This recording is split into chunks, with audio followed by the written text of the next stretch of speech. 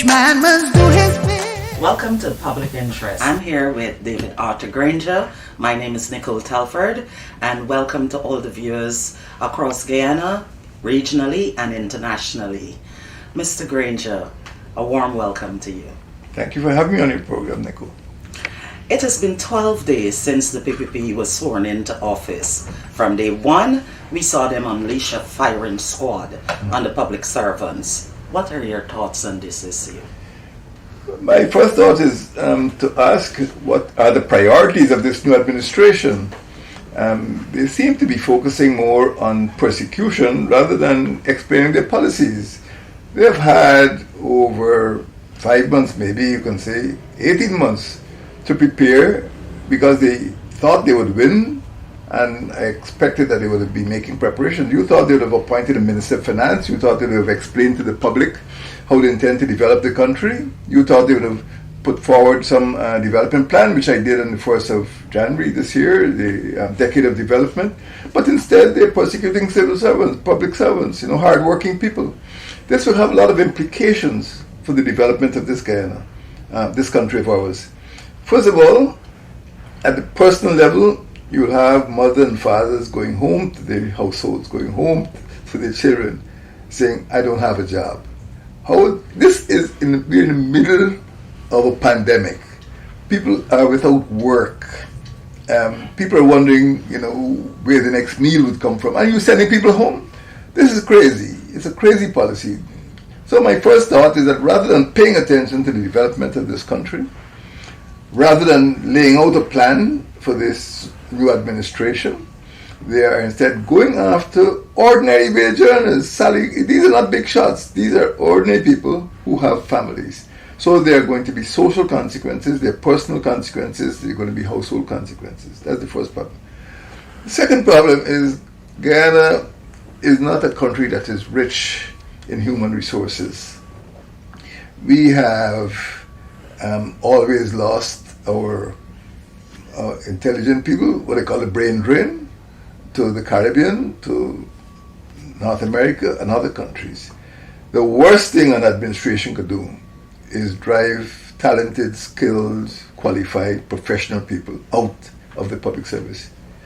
When I was president, I actually created 4 new towns at Bartica, Mabaruma, Madia, and Lethem. You need more public servants. You need more administrators to develop these regions and to deliver services to the people. This is the worst time that you can choose to send people home.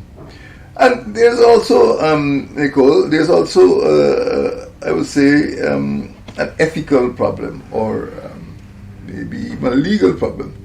Are these people being called and asked whether they want to continue serving? Are they guilty of some offense? Look, we've had 450,000 people or more. Everybody, almost every adult in this country might have participated in some form of political activity, might have voted. Have they suddenly become criminals because they voted? Are they political? Are they entitled to be treated as Guyanese? Are they entitled to be employed in the country of their birth legitimately? Have any of them committed an offense? Has any of them been accused of an offense other than being, what does being political mean? Everybody's political because they voted. So at a legal level, there has been no, what I would say, due process. No one has accused them of any offense, and they have not been given a hearing. So I have a very serious problem with the attitude of this administration. If this is how they intend to go through for the rest of their tenure until the APNU AFC brings its petition in the court, we are going to have a very sticky time because they've started on the wrong foot. Rather than starting in a conciliatory way to combine the energies of the people of Guyana, they started by dividing the country in the worst possible way.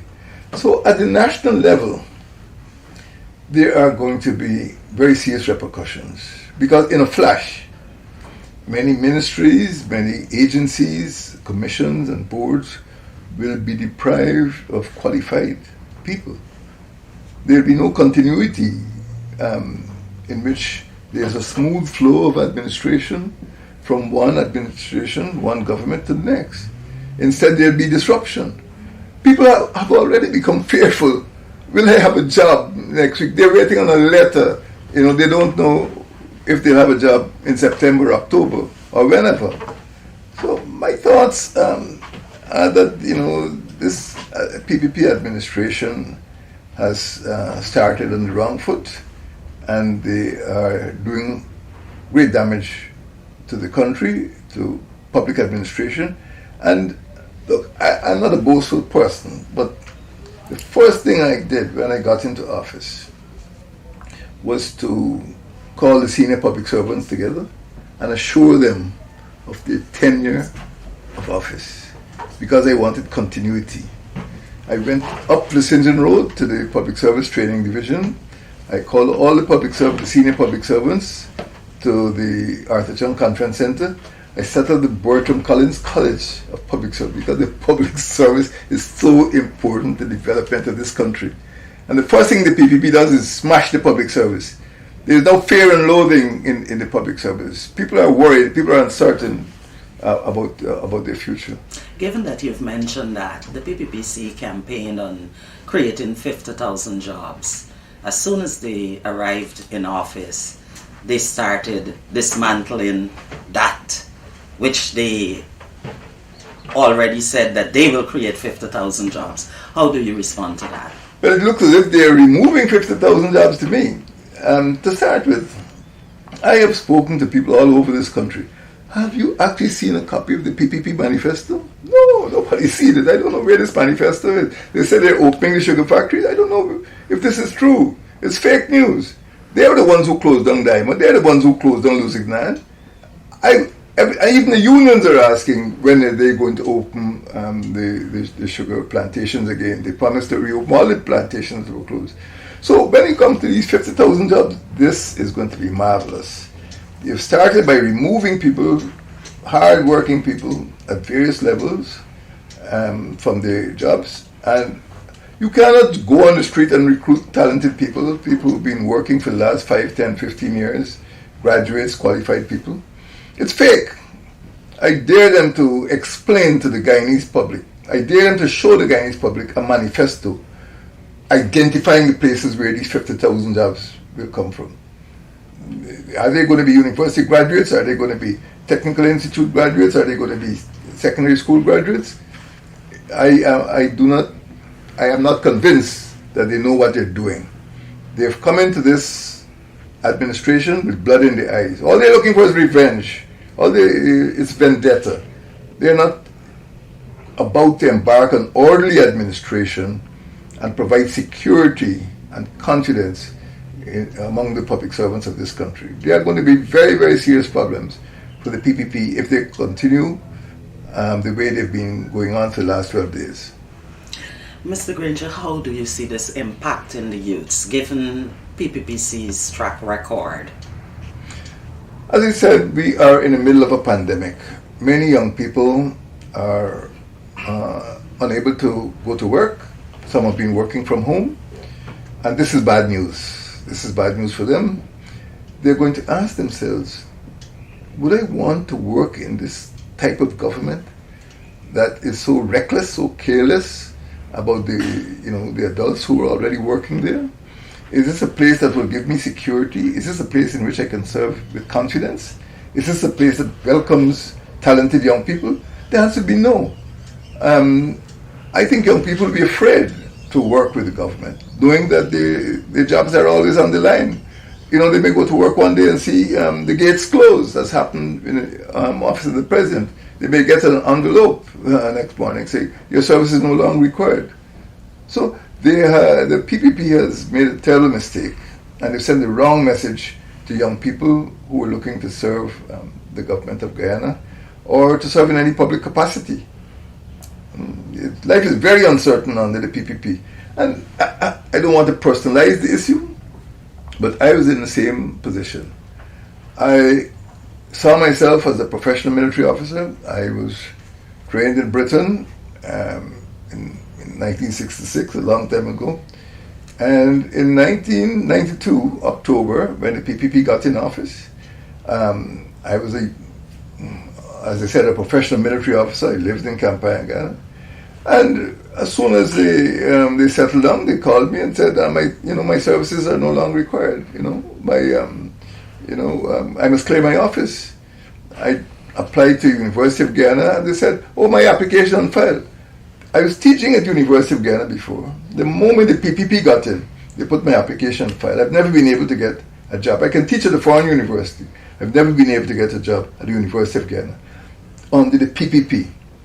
This is what they're doing to Guyanese. They're driving Guyanese away, talented Guyanese, experienced Guyanese, qualified Guyanese away from this country. It's going to be very, very difficult to recapture the confidence of the people of this country. We do not have the human resources that can afford this firing squad mentality, this slash and burn mentality, this winner takes all mentality, this spoil system. They have introduced a spoil system. We don't have manpower to support a spoil system. I know there are some jurisdictions when a new president goes in, he moves some senior people and brings in his people. We can't afford that.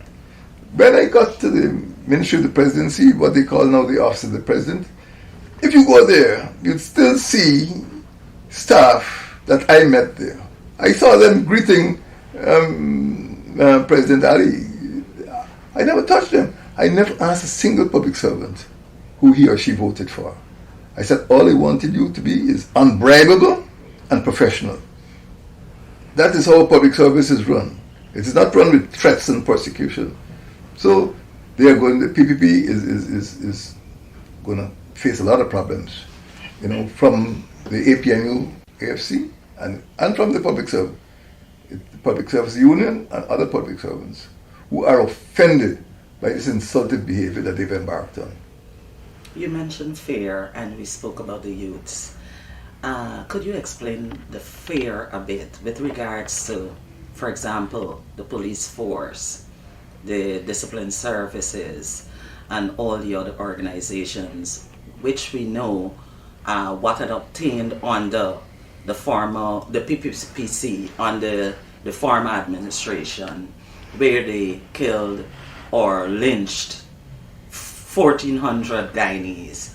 So bring us back to now and their behavior with the public servants, the threats, the fear, and explain that so the viewers and the public could understand. The public knows all too well that it was during the 12-year regime of Mr. Barra Jagdeo that we saw the worst violence since independence, what I call the Troubles. And this was a time when there was little accountability. This was a time when a few rogue elements, it wasn't widespread, a few rogue elements within the Guyana police force did some horrible things, and many of the witnesses to those massacres have been killed. In fact, Mr. Satyo saw a cabinet minister, sitting down with his other cabinet colleagues, was killed, other members of the family, and his death was not even inquired into. There was no inquiry, there was no commission, there's no coroner's inquest into his death, nothing. And now the PPP is back in office, they're inquiring into the election, but they haven't inquired into the death of their own minister, into Lusignan, into Lindo Creek massacre.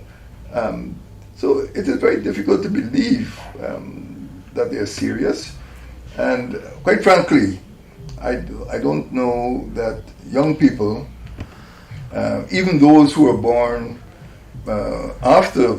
during the Troubles, can have any confidence that they're going to live in a safe society.